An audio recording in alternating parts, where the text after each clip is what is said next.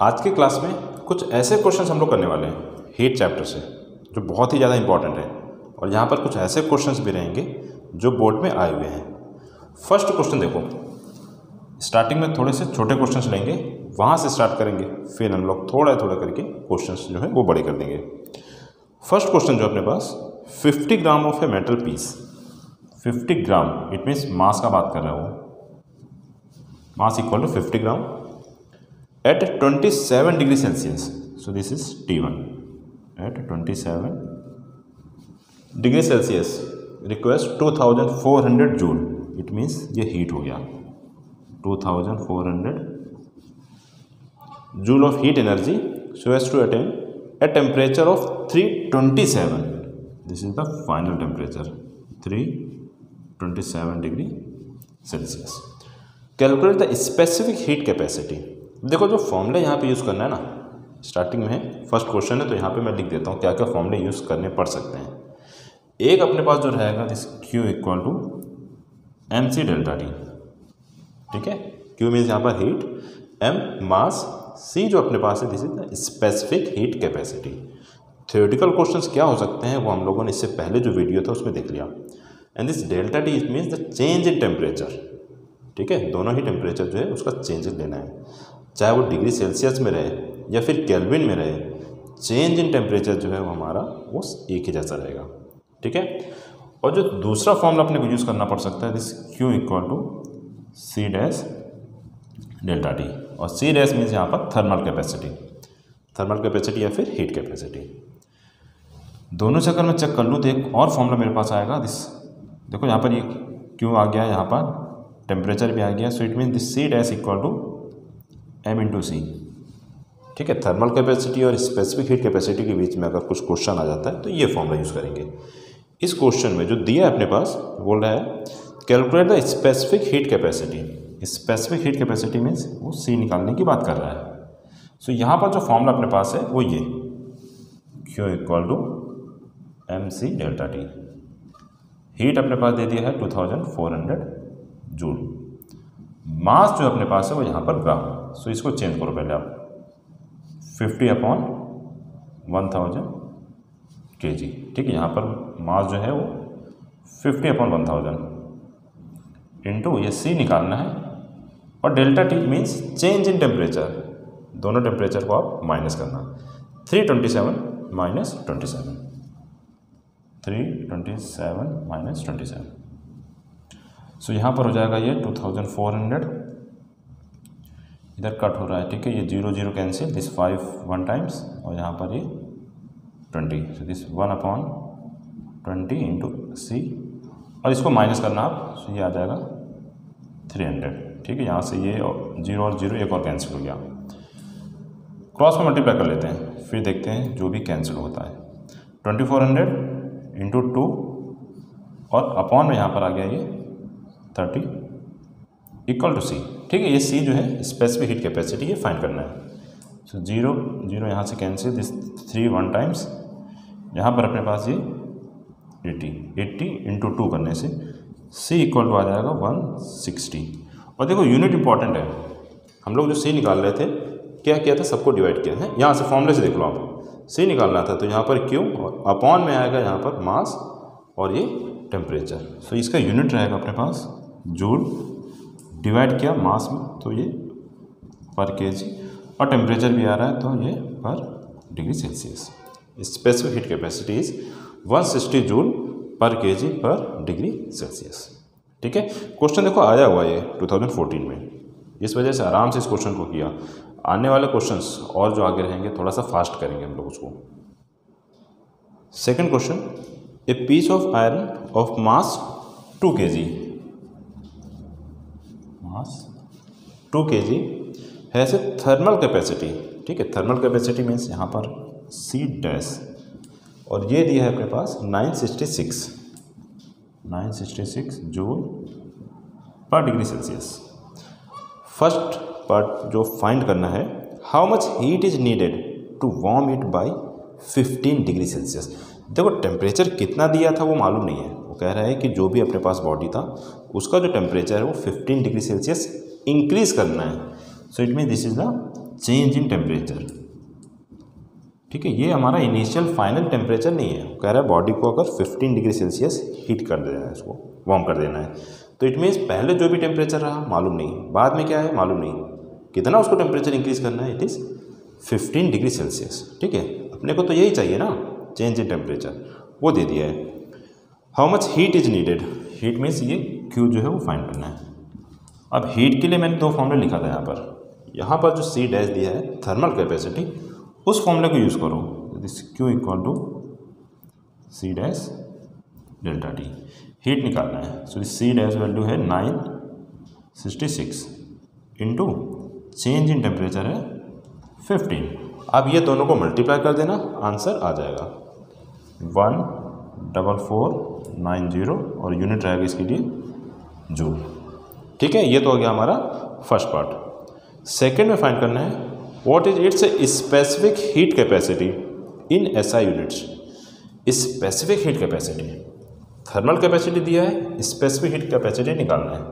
This C dash equal to M into C. C dash अपने पास 966 equal to mass 2 kg। ठीक है, change नहीं करना है, kg में ही दिया है, इंटू सी, 2 से डिवाइड, दिस 966 अपॉन 2, इस 2 1 टाइम्स, यहाँ पर ये 4 कैरी किया, सो ये 8 और ये 3, so this C equal to 483। Unit अभी देखा था हम लोगों ने, जूल पर केजी पर डिग्री सेल्सियस। ठीक है, 483, ये अपना आंसर आ गया। Next question, an equal amount of heat energy. ठीक है, equal amount of heat energy is supplied to two bodies A and B. A and B, ठीक है, टू बॉडीज हो गया, और इक्वल अमाउंट ऑफ हीट, यहाँ पर जो क्यू ए और क्यू बी, ठीक है, मैं ऐसे लिख रहा हूँ लेकिन ये दोनों इक्वल है। यहाँ पर equal amount of heat energy supplied to two bodies A and B. Temperature of body A rises by 6 degree Celsius. कितना टेम्परेचर था मालूम नहीं, टेम्परेचर इंक्रीज हो गया है, it means change in temperature of A equal to 6 degree Celsius and change in temperature of B equal to 4 degree Celsius. Find the ratio of the thermal capacities of bodies A and B. ठीक है, thermal capacities it means C dash of A and C dash of B, ये ratio निकालना है। सो यहाँ पर अपने पास अगर heat का जो फॉर्मूला है वो मैं लगा दूँ, सो ये अपने पास Q A equal to Q B, ये इक्वल दिया है। क्यू के लिए जो हीट अपने फॉर्मूला है एम सी डेल्टा डी, यहाँ पर ए है तो ये ए लिखना है आपने यहाँ पर, फिर से हीट आया सो ये एम सी डेल्टा टी, लेकिन यहाँ पर ये बी। ठीक है, ये हो गया। अब फॉर्मूला मैंने लिख दिया, लेकिन एम इंटू सी होता क्या हमारा, देखो ये तो सी डैश होता है ना, जो अपने को फाइंड करना था, तो एक्चुअल में ये इसके प्लेस में आपको करना है ये C dash A delta T of A equal to, यहाँ पर भी एम इंटू सी, ये रहेगा हमारा thermal capacity, C dash of B into change in temperature of B. Find क्या करना है, थर्मल कैपेसिटी जो है उसका ratio, it mean C A dash जो है अपॉन में सी बी डैश कर दो, बस सी ए डैश और डिवाइड में कर दिया तो ये सी बी, थर्मल कैपेसिटीज का रेशियो। ठीक है, तो ये डिवाइड में आ गया। यहाँ पर इधर अपने पास बच रहा है change in temperature of B upon change in temperature of A. So B के लिए जो चेंज इन टेम्परेचर था वो 4 डिग्री सेल्सियस और ए के लिए जो था वो 6। 2 से डिवाइड करने से यहाँ पर ये 2 और ये 3। सो जो रेशियो फाइंड करना था thermal capacity of A and B, ये आया अपने पास 2:3। इंपॉर्टेंट क्वेश्चन है ये, इंपॉर्टेंट है। ठीक है, बहुत ही ज़्यादा इंपॉर्टेंट क्वेश्चन है अपने लिए। नेक्स्ट क्वेश्चन, और बहुत अच्छे से इस क्वेश्चन को करना, कहीं ना कहीं ऐसा ही क्वेश्चन अपने बोर्ड में आने वाला है। ठीक है, इंपॉर्टेंट है ये।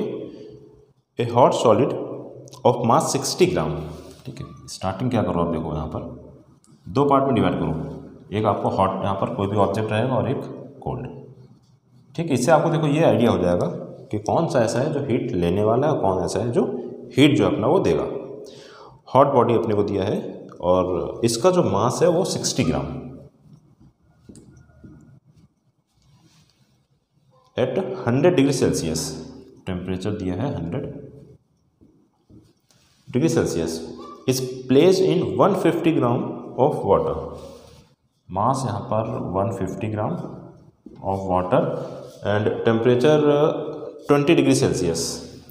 ठीक है, यहाँ पर टेम्परेचर 20 डिग्री सेल्सियस। देखो जो गिवन रहता है पहले मैं उसको लिख लेता हूँ, फिर ठीक है हम लोग इसको फिर M1 M2 T1 T2 जो भी करना है बाद में करते हैं इसको भी। Final temperature is 25 degree Celsius. ये फाइनल टेम्परेचर 25 डिग्री सेल्सियस।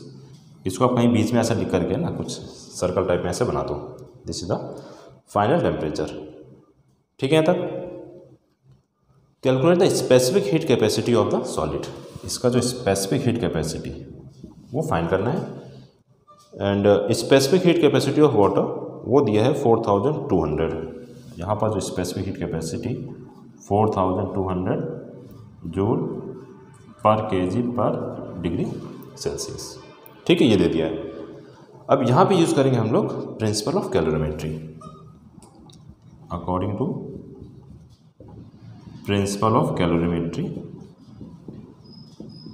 ठीक है, देखो ये सब आप लिखना वहाँ पर स्टेप मार्किंग रहेगा। इनकेस फाइनल आंसर कहीं आने में थोड़ा सा भी मल्टीप्लाई डिवाइड करने से रॉन्ग हो गया तो कुछ ना कुछ यहाँ से देखो आपको जो मार्क्स है वो मिलता रहेगा।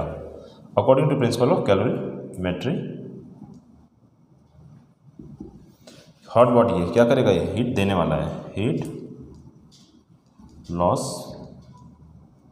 Bye hot body equal to heat gain by cold body.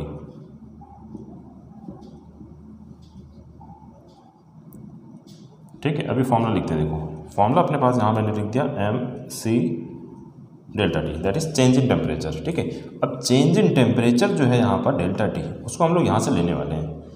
इसको मैं कर देता हूँ M1 T1 C1 और इसको कर देता हूँ M2 T2 C2। ठीक है, इसको टी रहने दो। अब यहाँ पे जो फॉर्मूला मैं लिख रहा हूँ हॉट बॉडी के लिए तो ये आ जाएगा M1 C1 और चेंज इन टेम्परेचर क्या रहेगा, देखो यहाँ पर 100 यहाँ पर 25। ठीक है, हाई टेम्परेचर में से लोअर को माइनस करना। सो ये रहेगा T1 माइनस टी,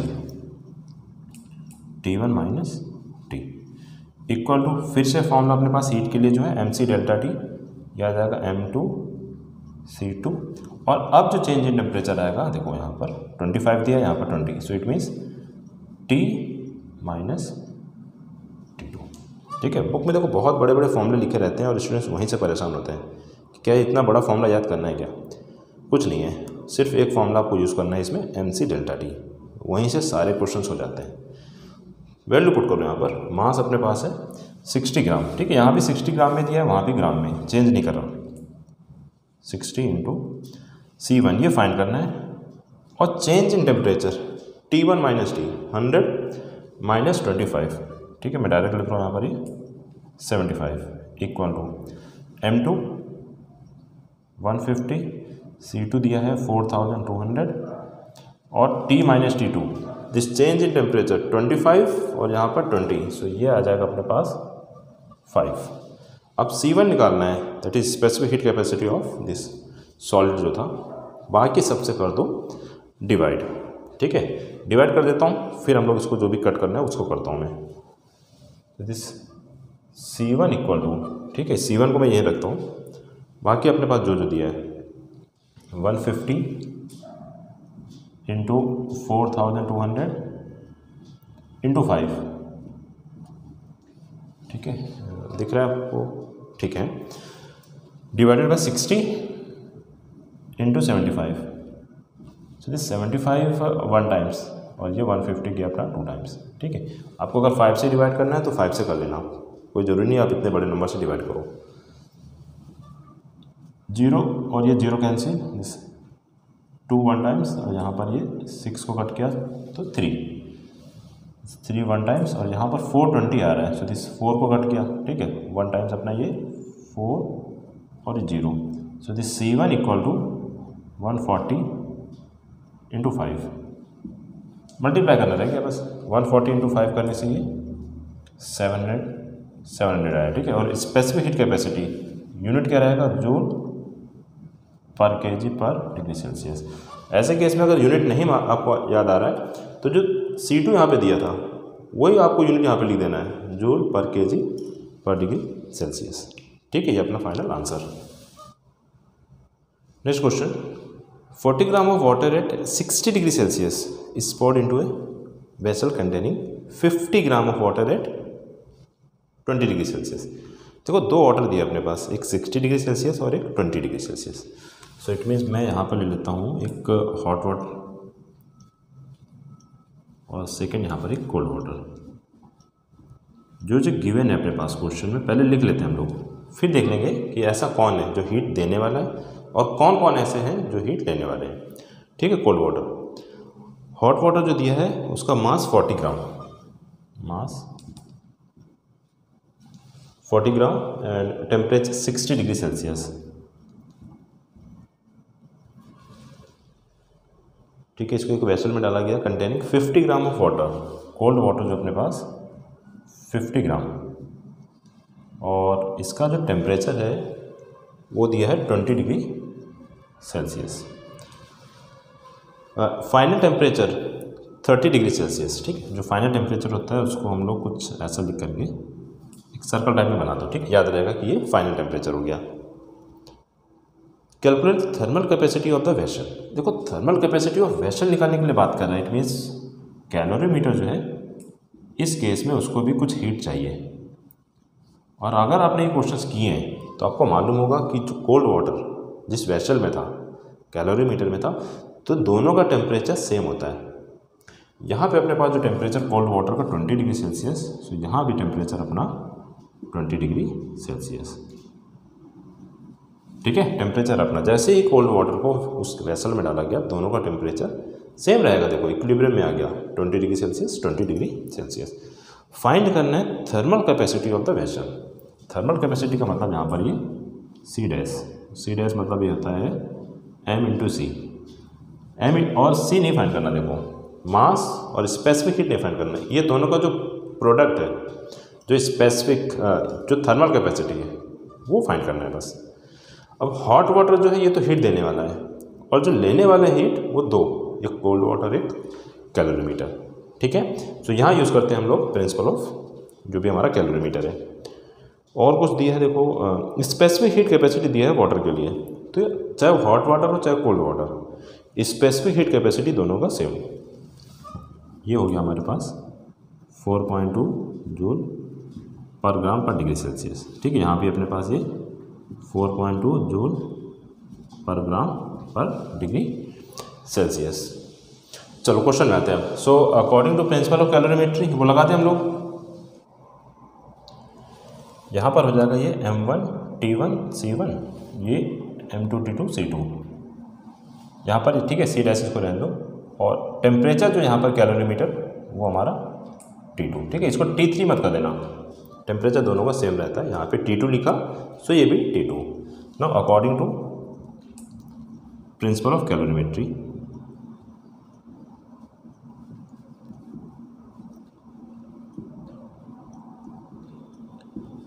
ठीक है। हॉट वाटर जो अपना ये हीट देने वाला है, so heat energy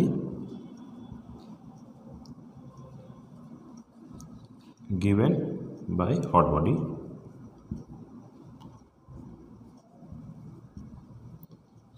equal to कौन कौन देखो लेने वाला है यहाँ पर, heat energy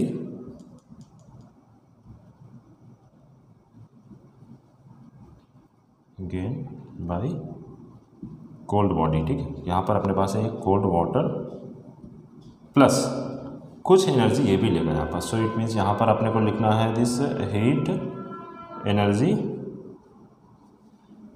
gain bye calorimeter,